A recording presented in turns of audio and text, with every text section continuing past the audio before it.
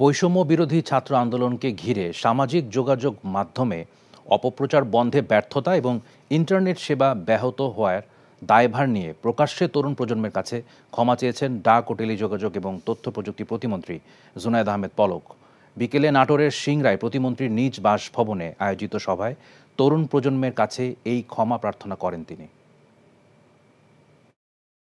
আমাদের ভুলের কারণে, আমাদের অবহেলার কারণে, আমাদের ব্যর্থতার কারণে যে সংকটময় পরিস্থিতি সৃষ্টি হয়েছে, সেই দায়টা আমরা যেন নিজের কাঁধে নিয়ে আমার তরুণ প্রজন্মের কাছে যদি আমার কোনো ভুল ত্রুটি হয়ে থাকে, আমি করজোড়ে প্রকাশ্যে আমি ক্ষমা প্রার্থনা করছি।